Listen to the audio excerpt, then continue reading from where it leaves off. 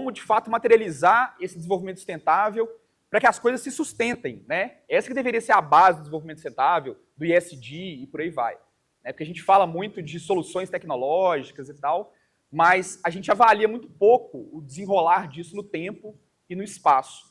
Esse talvez seja o grande desafio do ESG, para a gente não repetir os mesmos erros que a gente vem repetindo historicamente e sem avaliar de fato a efetividade desses modelos que se propõem. Gosto demais dos naturalistas e que transitaram, viajaram pelo Brasil, pelos interiores do Brasil. Um dos que eu mais gosto é Auguste Saint-Hilaire, que é um botânico francês, naturalista francês, viajante, que veio no Brasil no século XIX, conheceu os interiores e o naturalista, que quase a gente não vê hoje o naturalista, que tem aquela visão abrangente, né, não uma visão segmentada, fragmentada, que a própria ciência conduziu para isso, ele percorreu muito as áreas que foram afetadas, influenciadas pela atividade minerária.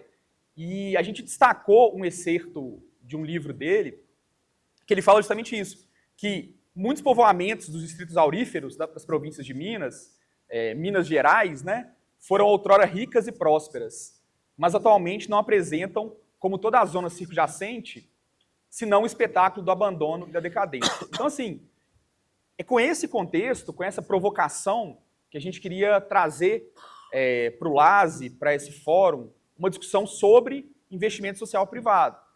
Qual que é o legado? É muito interessante a gente ver contextos de obra, de implantação, muito efervescentes do ponto de vista social e econômico, e depois que a obra passa, a tendência é dar uma arrefecida, né? Isso é uma coisa que a gente observa na prática. E o grande desafio é como manter o contexto socioeconômico, territorial, aquecido, né? Para que isso não acabe, não diminua, não regrida. Lá na Zurich a gente conversa sempre, quando a gente faz avaliação de impacto, estudo ambiental, poxa, o que a gente pode propor ao empreendedor para que essas coisas continuem? E, obviamente, a gente não precisa ficar circunscrito ao que prevê o licenciamento ambiental, porque às vezes é muito pouco, né? Os marcos regulatórios, às vezes, simplificam contextos que merecem uma atenção muito mais profunda do que apenas o modelo simplista, né? Independente da tipologia de empreendimento. Mas a gente pensar no pós é fundamental, assim como na mineração, né? A mina fecha, descomissiona, e aí? Como é que vai ser o dia de amanhã?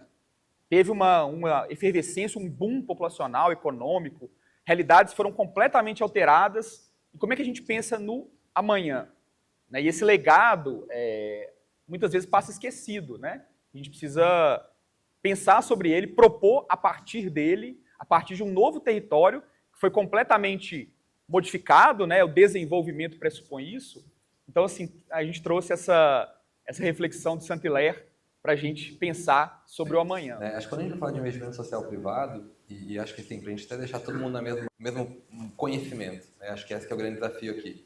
Né? Porque a gente vai ter gente de pessoal da área ambiental, pessoal do social, pessoal que faz gestão, pessoal do fundo, pessoal do banco. Então, assim, de primeira coisa, o que não é investimento social privado? E o que não é, me remete muito à pergunta, o que é de fato uma ação social? O que é educação? O que é mobilização?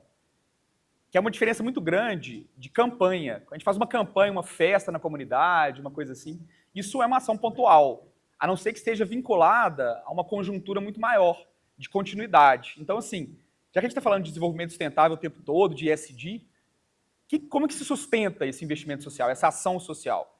Então, quando a gente vê, e às vezes é necessário, né, a gente atua em contextos de extrema vulnerabilidade social, e às vezes é importante doar uma cesta básica, né, ajudar a comunidade, apoiar numa oferta de água. A gente vivencia contextos aí no semiárido de extrema vulnerabilidade hídrica, mas isso é uma ação pontual, necessária, mas ela não resume a ideia do investimento social, que ele tem que ser perene, duradouro, igual a educação, permanente, né? Sustentável, né? Sustentável. Se sustentar no tempo e no espaço. Então, assim, a gente tem que pensar no longo prazo e saber que a coisa tem início, meio e fim, mas ela tem que continuar a partir da comunidade. Não fazer para, mas fazer com. Né? Esse é um grande desafio, porque às vezes a gente traz soluções genéricas para todos os territórios. Vamos fazer isso aqui, deu certo lá no Rio Grande do Norte, vamos fazer na Bahia, como se fosse uma solução aplicável a todos os contextos. Um quadradinho que você pega e vai replicando. Se puder até passar o próximo. Claro. São 3 definições, que acho que elas, para a gente pensar um pouquinho o que é. Né? O que é? É a mobilização de recursos privados para fins públicos realizada. Isso não é nem nosso, tá? Até coloquei as referências ali embaixo e falei, cara, não é que a Zurich está falando ou a visão do André e do João, não. A gente está falando de geral mesmo. Né? É a mobilização de recursos privados para fins públicos realizada de forma planejada, monitorada e sistemática para iniciativas sociais, ambientais e culturais. Dá destaque quando planejado e monitorado com cautela e máxima atenção pelo investidor. Então, assim, não é eu simplesmente chegar lá, né, e falar assim, vou doar uma cesta básica e vai ficar por isso mesmo. Ou isso funcionou lá, vou pegar meu estado, né, funcionou lá no Paraná, lá no interior do interior do interior, vou replicar, vou pegar Rio Grande do Norte, fazer a mesma ação do mesmo jeito e vai ficar super legal. Não vai, porque a gente não tem demandas iguais. Né? Então, quando o André fala tem que ser essa construção, ela tem que ser a construção dos dois lados. Né? Eu tenho que entender o que a comunidade quer, mas eu tenho também que, obviamente, existe um limite, sabemos todos, gente, que existe um limite. Né? Não somos poder público, né, para estar aportando recurso eternamente, né? Mas também, né, não podemos simplesmente pegar uma caixinha e ir promovendo.